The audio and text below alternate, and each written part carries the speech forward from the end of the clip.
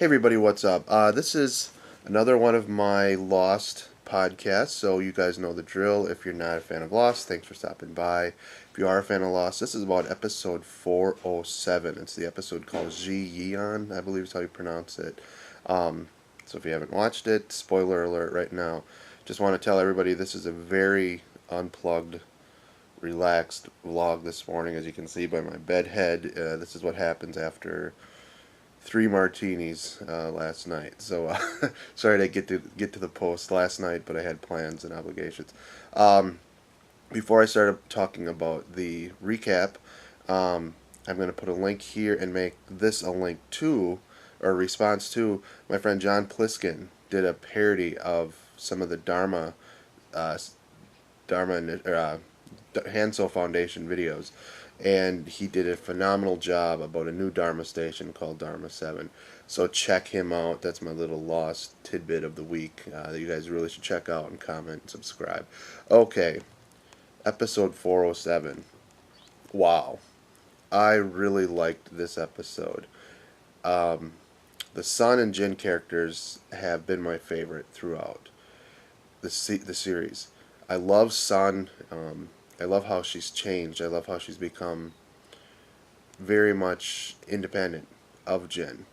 I like how Jin was really not a good person when the show started. Remember how he treated her, how he wouldn't let her talk to anybody else, how suppressed they all were, and he's really changing. So it was good to see them in an episode. I love all the talk about their baby. It's pretty obvious that Juliet actually does care at least about Sun's well-being, to the point where she shared a pretty important secret. But that was really interesting to see that side of Juliet, how ruthless she really is for these things. I don't know about you guys, but when I got done watching the show, I was pretty confused. What was the deal with Jin's story and Sun's story? And after thinking about it, literally after sleeping on it overnight, I realized, that the Jin story was a flashback. The Sun story was a flash forward. It was kind of brilliant the way it was done. The flashback for Jin showed his, when he was still working for Mr. Peck, I think the guy's name was. Kind of when he was in that subservient role that, he was just kind of a common person, or below, the rich people thought nothing of him. In the flash forward, we see Sun giving birth to the baby off the island, without Jin in the end. Few things, that I should clarify here. Sun on the island is 2 months pregnant. So she has the baby. She's been rescued and has the baby, and is considered one of the Oceanic 6, 9 months later. So technically they're probably on this island 7 more months. Now, what that means with the whole time distortion thing that's going on, I don't know. So they could be on the island longer than that, maybe shorter than that. I'm not sure yet. But, so we know they get off the island relatively soon. Assuming they get off the island, and then she has the baby, at most it's going to be another 7 months. She has the baby, she's calling out for Jin, which tied the Jin's flashback. Very nice, fooling us all.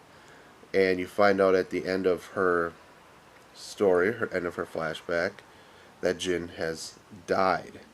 Now, okay, here's the interesting part of the episode. When they go to, well, first of all, Sun is one of the Oceanic 6. The way the producers and stuff made us believe that we were going to find out the final 6, or all 6, last night. If that's the case, you have Jack, Kate, Hurley, Saeed, Aaron, and Sun. It's still up in the air whether or not Aaron really is one of the 6 or not. But if the producers are saying it's true, and we've seen all 6, that would make sense that he's one of them. And that baby Aaron, Claire's baby. Now, Jin's death. The grave, or the tombstone that they looked at the end with Hurley, the date on it was September 22nd, 2004, which is the day of the crash. We all know he didn't die on the crash. So, is that another one of the secrets that they're keeping from the rest of the outside world? You know, they're saying that the Oceanic 6 were the only survivors, that there were 8 who survived the crash, but only 6 survived on the island. But obviously, Sun and Hurley, who are, we saw it in the flash forward, knew Jin was alive on this island. So, when does Jin bite the bullet? Or does he? He could, maybe he's on the island with Claire. Maybe maybe it was this trade-off, kind of like with Claire's baby.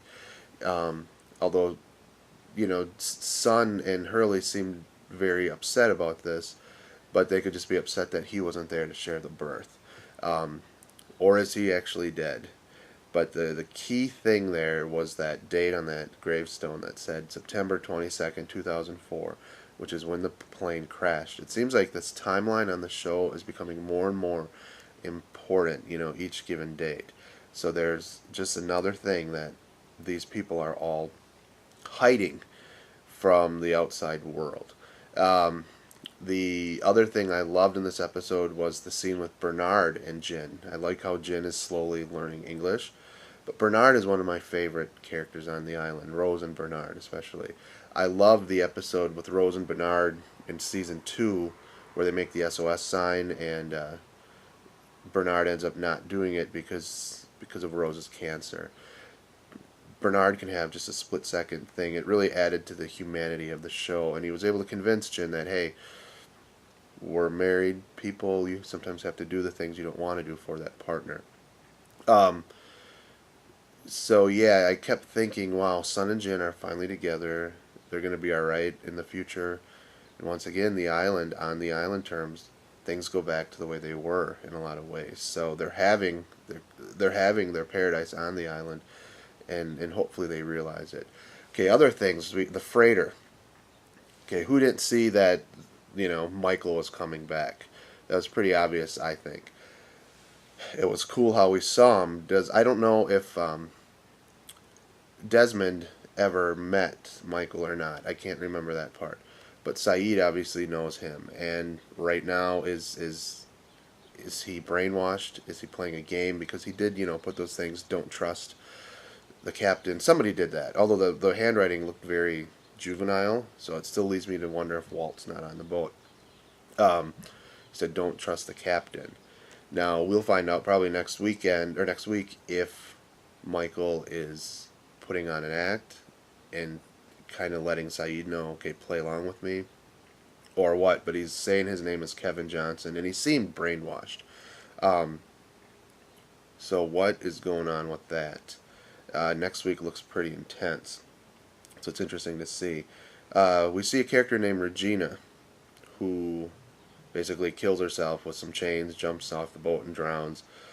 And they're saying she has cabin fever. Now, is this cabin fever? Is this sickness? We saw that somebody shot themselves in that one room. Is this part of that sickness Desmond had, or are somebody turning them crazy? I keep wondering if Walt doesn't have something to do with the telepathy and making people go crazy, or is it the situation, or is it the same sickness that the French woman had, or her staff and crew had? That's weird to see.